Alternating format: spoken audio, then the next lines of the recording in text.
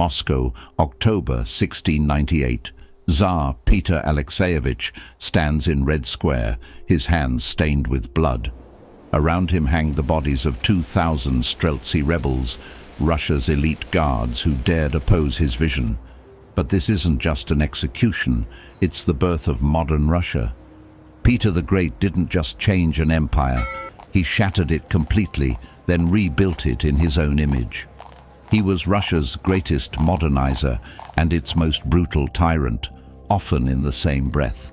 This is the story of the man who broke Russia to save it, and the terrible price his people paid for his dream of greatness.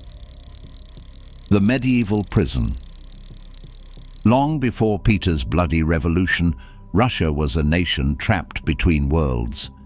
In 1682, when 10-year-old Peter became co-Tsar alongside his sickly half-brother Ivan, the empire stretched from the Baltic to the Pacific. But for all its vastness, Russia remained a medieval relic in an age of gunpowder and global trade. Moscow was the heart of this backward giant. Boyars, ancient noble families, wore flowing robes and maintained beards they considered sacred. The Orthodox Church dominated every aspect of life, viewing Western customs as heretical corruption. While European kings built navies and academies, Russian czars ruled from behind the walls of the Kremlin, isolated from a world that was rapidly leaving them behind. The young Peter learned this lesson violently. In May 1682, the Streltsy, Moscow's traditional military force, stormed the Kremlin in a bloody revolt. These weren't ordinary soldiers, but a privileged caste who had grown rich and powerful under the old system. They murdered Peter's uncles before his eyes, hurling their broken bodies from palace windows onto the cobblestones below. Peter fled with his mother to the Trinity Monastery, 40 miles from Moscow. For months they lived in fear while his half-sister Sophia ruled as regent. But those terrifying months taught Peter a crucial lesson. Traditional Russia was weak, corrupt, and dangerous. The old ways had nearly cost him his throne and his life. When Peter finally returned to Moscow, he was drawn to the German quarter, a settlement of foreign merchants, craftsmen, and soldiers who served the Russian court. Here, Swiss watchmakers worked alongside Dutch shipwrights and German engineers. They spoke of distant lands, of scientific marvels, of armies that moved like clockwork and navies that ruled the seas. The contrast was stark. While Russian nobles debated the theological significance of beard length, foreigners built telescopes and calculated artillery trajectories. While the Orthodox Church banned the printing of secular books, European universities produced scholars who mapped the heavens and unlocked the secrets of mathematics. Peter absorbed these lessons hungrily. He learned carpentry from Dutch craftsmen, studied fortification with German engineers, and sailed small boats on nearby lakes with English sea captains. Each skill he mastered revealed how far Russia lagged behind its neighbors. The Kremlin's ancient rituals began to feel like prison walls. Court ceremonies required him to sit motionless for hours, while boyars prostrated themselves in elaborate displays of submission. The patriarch expected him to kiss religious icons and observe countless feast days.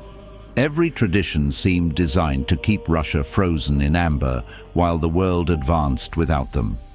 But Sophia's regency couldn't last forever. As Peter grew older and stronger, the old guard grew nervous. They had tolerated his foreign friends as youthful curiosity, but his increasing confidence threatened their power. The Streltsy, who had put Sophia in power, remained loyal to the old ways. They saw Peter's Western interests as a betrayal of everything Russian. The tension finally exploded in 1689. Sophia attempted to seize permanent power, but Peter had learned from his childhood trauma. This time, he was ready. He rallied support from progressive nobles and foreign-trained officers, surrounding himself with men who shared his vision of a transformed Russia. The confrontation was swift but decisive. Sophia's supporters melted away when faced with Peter's determination. She was confined to a convent, her dreams of permanent rule shattered. Ivan remained co-Tsar in name, but everyone understood the truth. Peter alone would shape Russia's destiny. Yet even in victory, Peter remained trapped by Moscow's medieval mindset. The boyars still wore their ancient robes. The church still preached against foreign influence. The Streltsy still represented the old military traditions that had nearly destroyed his family. Russia's transformation would require more than political maneuvering. It would demand a complete revolution in how Russians thought, dressed, worshipped, and lived. But Peter's real education in the art of revolutionary change was about to begin, the Great Awakening. In March 1697, Peter made a decision that shocked Europe and horrified his own court. The Tsar of all the Russias would leave his empire and travel incognito through the West as a common workman. No Russian ruler had ever left the country voluntarily. To the boyars, it was an abandonment of sacred duty. To Peter, it was the beginning of Russia's salvation. The Great Embassy was officially led by 3 ambassadors seeking alliances against the Ottoman Empire. But everyone knew the real purpose. Peter Mikhailov, a tall carpenter from the Moscow suburbs, wanted to learn how the West had grown so powerful while Russia stagnated. Peter's first stop was the Dutch Republic, where he worked in the shipyards of Zaandam and later Amsterdam. Here was a nation smaller than a single Russian province, yet Dutch ships dominated global trade routes that Russian merchants had never even imagined. Peter threw himself into the work with manic intensity, callousing his hands alongside common laborers, learning to shape timber into vessels that could cross oceans. The Dutch shipwrights were amazed by their imperial apprentice. He worked 16-hour days, mastering every aspect of ship construction, from laying keels to rigging sails. But more importantly, he absorbed the broader lessons of Dutch success. This was a society that rewarded merit over birth, innovation over tradition. Merchants and craftsmen enjoyed respect that Russian nobles reserved only for military service. From Holland, Peter traveled to England, where he studied naval architecture with even greater intensity. The Royal Navy represented everything Russia lacked: professional officers, standardized designs, and the industrial capacity to build fleets that could project power across continents. He visited the Royal Observatory at Greenwich, where scientists mapped the stars with mathematical precision. He toured the Royal Mint, where machines struck coins with mechanical regularity that put Russian handicrafts to shame. Each discovery deepened Peter's understanding of how far Russia had fallen behind. While his ancestors had built wooden fortresses, Europeans had mastered artillery that could reduce stone walls to rubble. While Russian armies still fought with medieval tactics, Western military engineers had revolutionized warfare through discipline, training, and superior weapons. But the most shocking revelation wasn't technological, it was cultural. In Western Europe, rulers didn't hide behind palace walls. They appeared in public, conversed with subjects, and even submitted to criticism from philosophers and writers. Kings built their legitimacy not on divine mystery, but on visible competence. They were expected to understand statecraft, military science, and economic policy. Peter realized that Russia's backwardness wasn't just a matter of missing a few technical innovations. The entire Russian worldview, the reverence for tradition, the suspicion of change, the belief that isolation preserved purity, had become a prison that trapped his people in medieval poverty, while their neighbors built global empires. The revelation was both exhilarating and terrifying. Russia possessed vast resources, a large population, and strategic advantages that smaller European nations could never match. But unlocking this potential would require destroying everything that made Russia recognizably Russian. The boyars' ancient privileges, the church's cultural authority, even the sacred beards that marked Orthodox believers, all would have to be sacrificed on the altar of modernization. Peter's European education was cut short by urgent news from Moscow. In June 1698, messengers brought word that the Streltsy had risen in revolt once again. 4,000 of these traditional soldiers had marched on the capital, demanding Sophia's restoration and Peter's overthrow. They represented everything he had come to despise: resistance to change, loyalty to obsolete traditions, and the dangerous belief that Russia could remain strong while rejecting the lessons of the modern world. Peter abandoned his studies and raced homeward, but by the time he reached Moscow, his loyal generals had already crushed the rebellion. The Streltsy were imprisoned, their leaders awaiting execution. A conventional Tsar might have pardoned the survivors and restored order through traditional mercy. But Peter was no longer conventional. His months in the West had transformed him into something new, a revolutionary who understood that Russia's survival required the complete destruction of its past. The boy who had fled the Streltsy in 1682 had returned as their executioner. The real revolution was about to begin. The Human Cost of Vision, October 1698. Red Square became a theater of horror as Peter personally supervised the execution of over 1,000 Streltsy rebels. But this wasn't just punishment, it was performance art designed to announce the death of old Russia.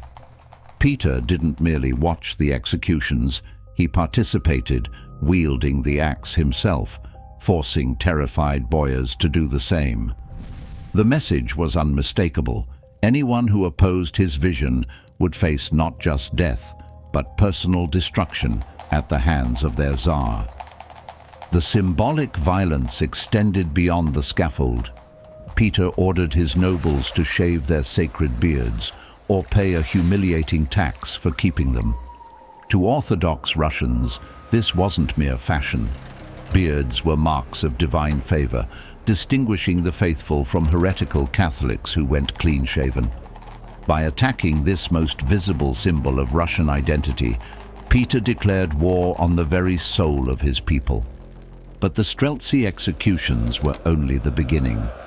Peter's real masterpiece of revolutionary transformation would rise from the marshes of the Neva River, where he planned to build a city that would serve as Russia's window to Europe. In May 1703, as Swedish armies still threatened Russian territory, Peter laid the first stones of what would become Saint Petersburg. The location was strategically brilliant, but humanly catastrophic. The Neva Delta was a swampland prone to flooding, where summer brought clouds of disease-carrying mosquitoes and winter froze the ground so hard that construction became nearly impossible. No rational ruler would build a major city in such conditions. But Peter wasn't interested in rational. He wanted revolutionary. The human cost was immediate and staggering. Peter conscripted hundreds of thousands of serfs from across the empire, forcing them to abandon their farms and families to build his dream city. They arrived with nothing but hand tools and were expected to drain swamps, drive wooden pilings into unstable ground, and construct massive stone buildings using techniques they had never learned. The death toll mounted with horrifying regularity. Malaria and dysentery swept through the construction camps each summer.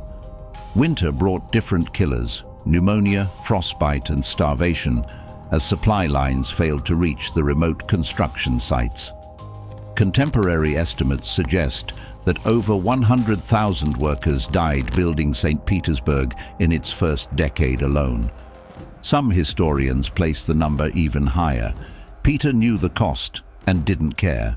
When advisors suggested building the new capital in a more hospitable location, he dismissed them with contempt. The suffering wasn't an unfortunate side effect. It was proof of Russia's commitment to transformation. A comfortable city built on solid ground would have been just another Moscow. St. Petersburg's location in a deadly swamp demonstrated that Russians would literally die to become European. The Tsar personally supervised every aspect of construction, designing buildings, approving street layouts, and demanding architectural perfection that required constant rebuilding when structures failed to meet his standards. He forced noble families to abandon their ancestral estates in Moscow and build expensive palaces in the new capital, bankrupting many in the process. Those who resisted faced imprisonment or exile. The comparison to ancient pharaohs building pyramids with slave labor was unavoidable, but Peter embraced it. Like those ancient god-kings, he was creating something that would outlast his own mortality, a permanent monument to his vision of Russian greatness. The fact that it required mountains of human bones as its foundation only proved its historical significance. Foreign visitors were simultaneously impressed and horrified by what they witnessed. The city rising from the swamps was genuinely magnificent, with broad avenues, elegant palaces, and architectural sophistication that rivaled anything in Europe. But the human cost was visible everywhere, in the mass graves outside the city limits, in the hollow-eyed workers who died at their posts, in the families torn apart by forced relocations. Peter's supporters argued that great transformations always required great sacrifices. Russia had spent centuries falling behind its neighbors while clinging to comfortable traditions. Now, finally, a Tsar was willing to pay any price to secure his empire's future. The workers who died building Saint Petersburg were martyrs to Russian greatness, their sacrifice ensuring that future generations would inherit a modern, powerful state. But critics saw something darker, a ruler so consumed by his vision that he had lost all sense of proportion. The city was beautiful, but was any architectural achievement worth the lives of 100,000 subjects? Peter had indeed broken Russia, but the question remained whether what he was building could justify the destruction he had caused. The answer would come through 21 years of warfare that would test both Peter's vision and his people's capacity for suffering. The war that made an empire, the Great Northern War, began with humiliation that nearly ended Peter's reign before his revolution could succeed. In November 1700, at the fortress city of Narva, Peter's massive army of 40,000 men faced 8,000 Swedish troops under the young King Charles XII. The Russians should have won through sheer numbers, but medieval tactics met modern warfare with predictable results. Charles XII was only 18, but he commanded the most professional army in Europe. His soldiers moved with mechanical precision, their volleys timed to devastating effect. When they charged through a blinding snowstorm, Peter's forces collapsed within hours. The Swedes captured the entire Russian artillery train, along with most of Peter's foreign officers. Thousands of Russian soldiers fled in panic, abandoning their weapons and supplies. Peter himself barely escaped capture, disguised as a common soldier fleeing through the frozen countryside. The defeat was so complete that European diplomats began writing Russia's obituary. Charles XII had exposed the fundamental weakness beneath Peter's grand ambitions. You couldn't build a modern empire with a medieval army. But Narva became Peter's greatest teacher. Where other rulers might have sued for peace, Peter saw an opportunity to prove his revolutionary methods. The old Russian army had failed because it clung to outdated traditions. Very well, he would build an entirely new military from nothing, using Western techniques and Western discipline. The transformation was brutal and comprehensive. Peter conscripted hundreds of thousands of peasants, subjecting them to training regimens copied from European military manuals. Russian nobles who had never served in combat were forced to start as common soldiers, learning military science through harsh experience. The traditional boyar cavalry, with their flowing robes and ceremonial weapons, was disbanded entirely. Peter rebuilt Russia's military infrastructure with the same manic energy he brought to St. Petersburg's construction. New foundries cast artillery using Swedish designs captured at Narva.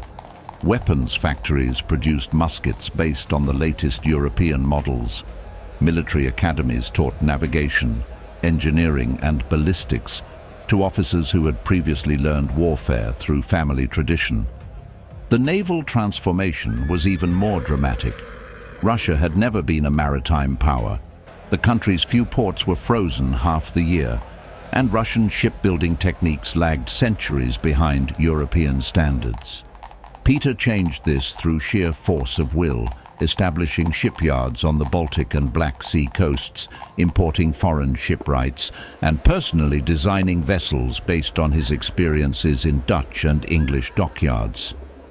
The human cost was staggering. Military service became a lifetime obligation for peasants, separating families permanently and draining the countryside of agricultural labor. Noble families saw their sons die in military academies or foreign battlefields, sacrificed to Peter's vision of a professional officer course. The constant warfare devastated border regions, turning once prosperous provinces into depopulated wastelands. But slowly, painfully, the new Russian military began to show results. At Poltava in 1709, Peter faced Charles XII again under very different circumstances. The Swedish king had spent 8 years campaigning across Eastern Europe, but his army was now exhausted and far from home. Peter's forces, by contrast, were fighting on familiar territory with supply lines intact and morale high. The Battle of Poltava lasted only a few hours, but it changed European history. Peter's artillery, now expertly handled by Russian-trained gunners, shattered Swedish infantry formations that had terrorized Europe for decades. His cavalry, reorganized along European lines, pursued fleeing Swedes across the Ukrainian steppes. Charles XII escaped with only a few hundred followers, fleeing to exile in the Ottoman Empire. The victory's impact extended far beyond the battlefield. Sweden's empire collapsed within months as Russian armies occupied the Baltic provinces that had been Swedish for over a century. European diplomats who had dismissed Peter as a barbaric upstart now competed for Russian alliances. The empire that had been written off after Narva suddenly emerged as the dominant power in Northern Europe.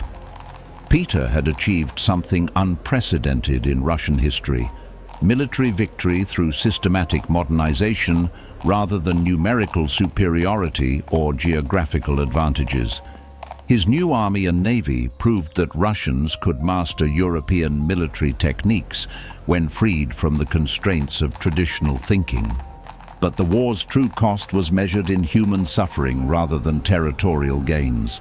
Over 200,000 Russian soldiers died in 21 years of fighting, while countless civilians perished in occupied territories or from war-related famines.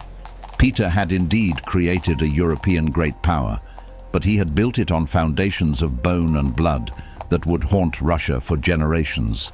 The victory at Poltava secured Peter's military revolution, but his cultural transformation of Russian society was just beginning. The Cultural Revolution. Victory at Poltava gave Peter the authority to complete his most radical project, the complete transformation of Russian culture. Military success had proven his methods worked, but changing how Russians thought, dressed and worshipped would require a different kind of warfare, one fought in drawing rooms and churches rather than battlefields. The assault began with appearance. Peter's beard tax, introduced after the Streltsy executions, was just the beginning. Now he mandated that all nobles and urban merchants adopt European dress, fitted coats instead of flowing robes, powdered wigs instead of traditional caps, stockings and shoes instead of boots.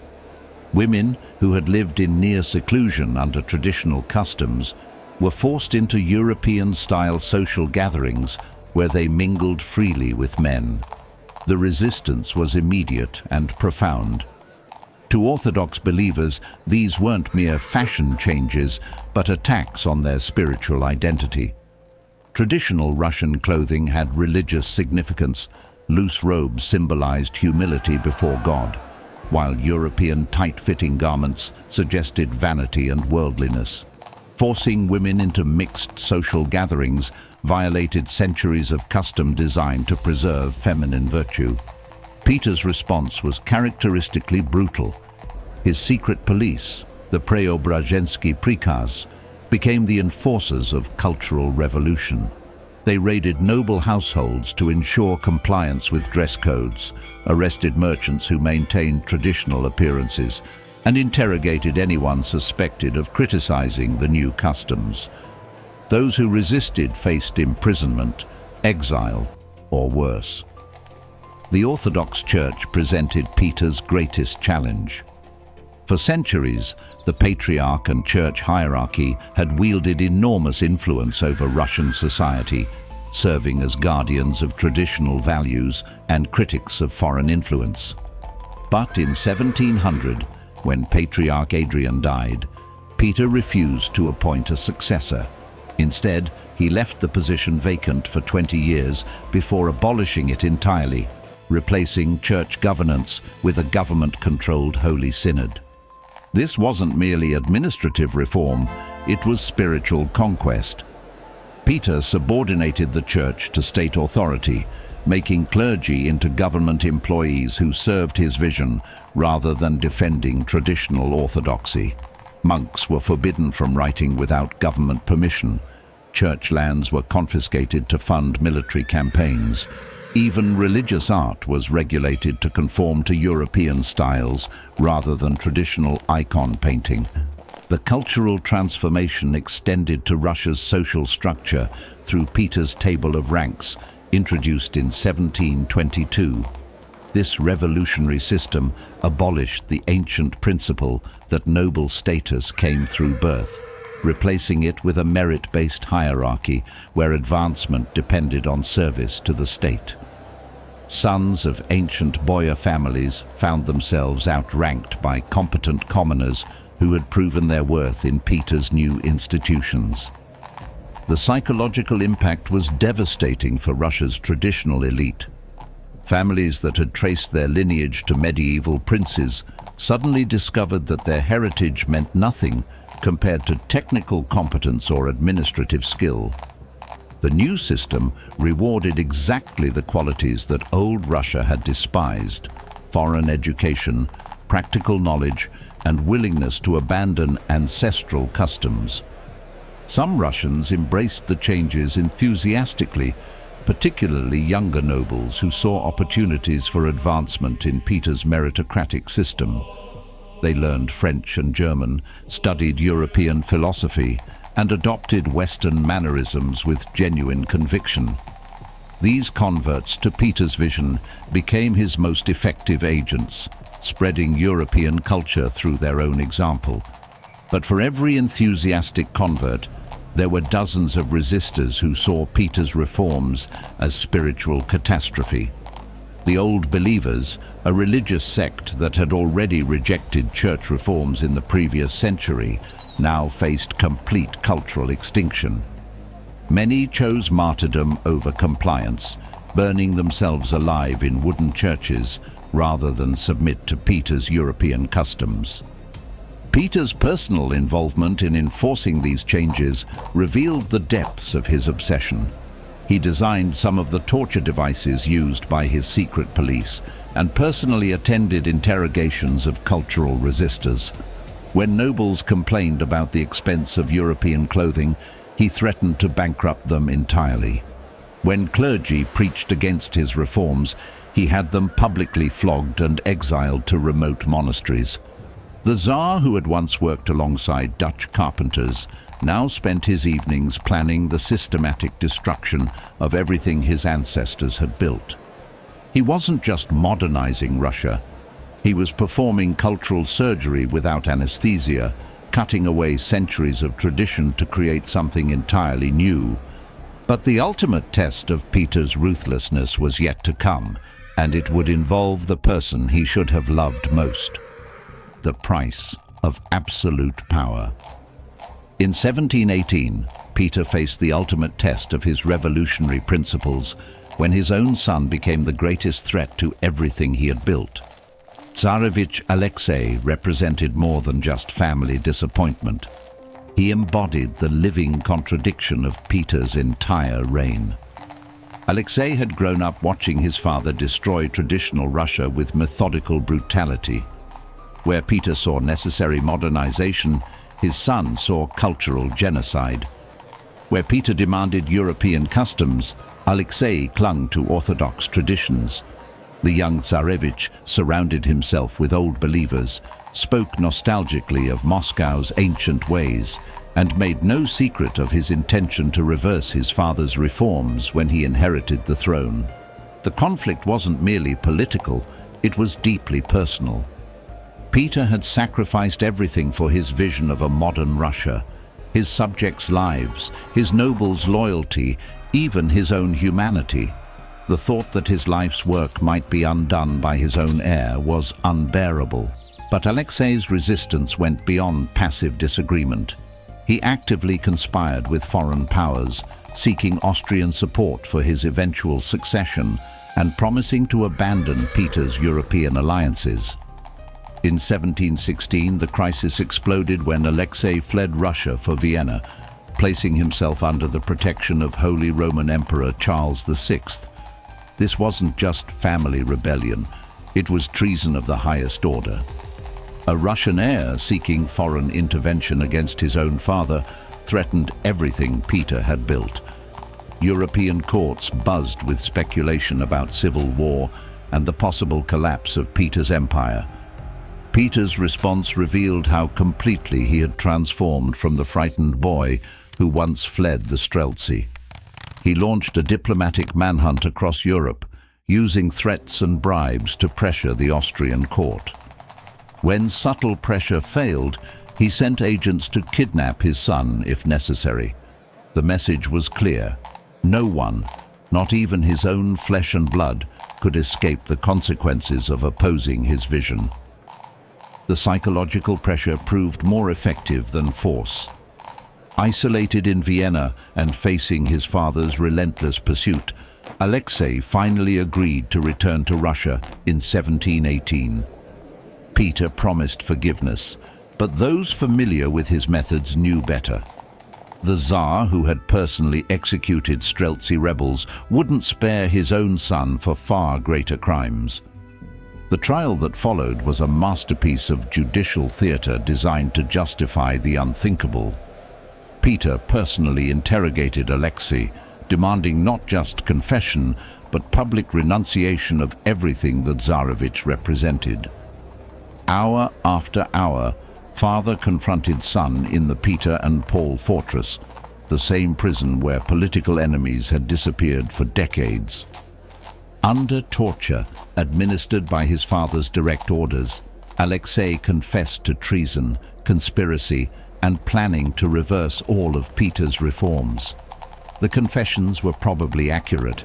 Alexei had indeed plotted against his father's legacy, but the methods used to extract them revealed how far Peter had traveled from conventional paternal feelings toward pure state necessity. The torture sessions continued for weeks.